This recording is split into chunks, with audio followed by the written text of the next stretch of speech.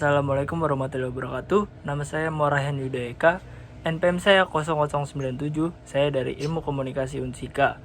Jadi dalam video ini saya akan menjelaskan tentang apa itu etnografi, lalu apa itu etnografi visual, selanjutnya digital etnografi.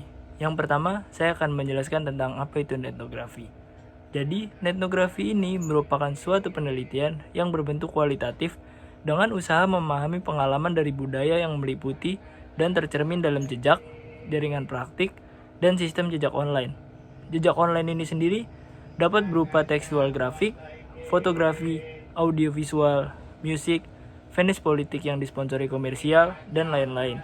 Sedangkan pengalaman budaya ini dapat dilibatkan, dikomunikasikan melalui, dan kemudian direfleksikan, lalu membentuk 3 elemen dasar etnografi itu sendiri, seperti penyelidikan, interaksi, dan pendalaman.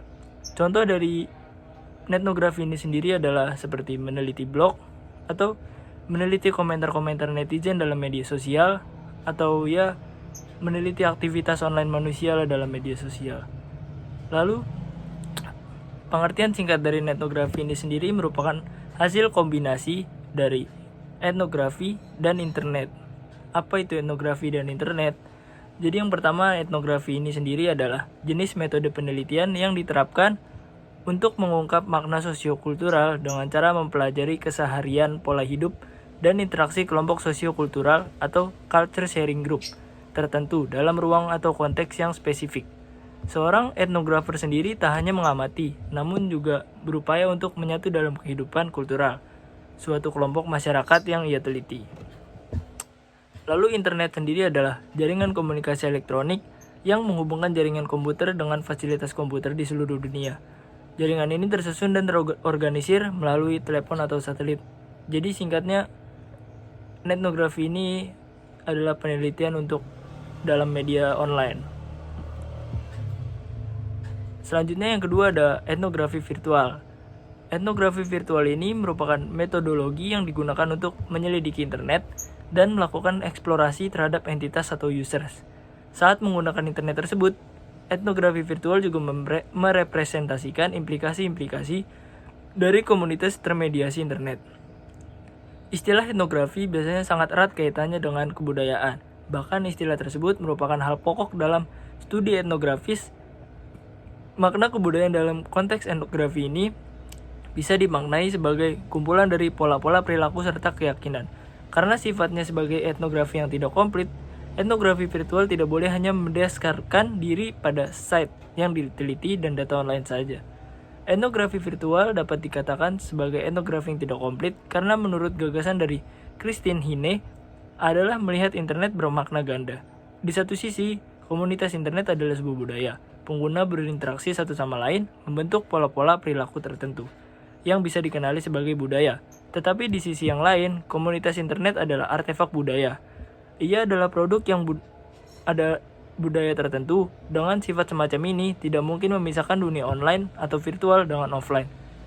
Cyberbullying di satu sisi, ia adalah budaya online. Tetapi di sisi lain, cyberbullying adalah produk dari budaya offline. Perilaku kekerasan di internet adalah artefak dari budaya kekerasan yang ada dalam masyarakat.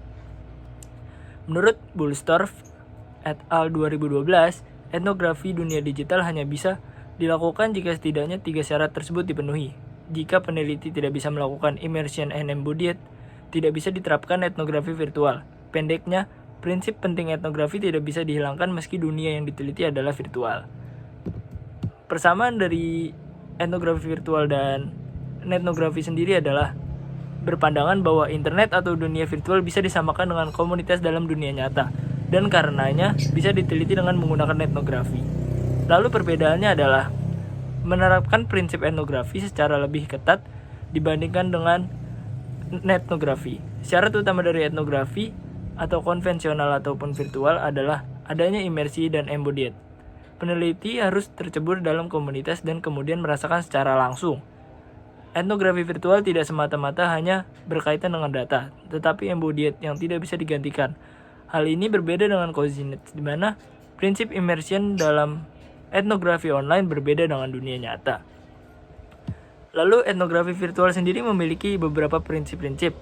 Dalam proses riset menggunakan etnografi virtual, ada beberapa prinsip dasar yang perlu ditekankan.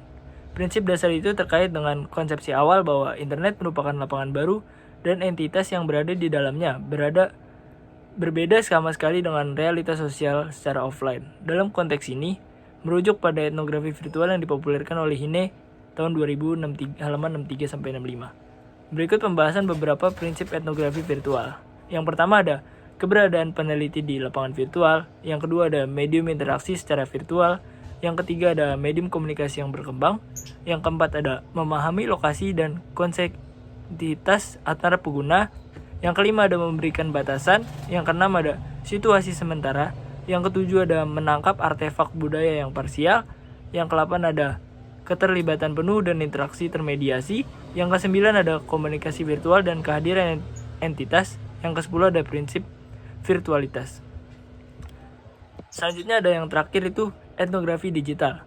Secara sederhana bisa didefinisikan sebagai penggunaan alat digital atau fotografi, video, internet dalam etnografi, atau metode yang dipakai untuk menyelidiki relasi manusia dengan dunia digital atau penggunaan digital oleh suatu komunitas.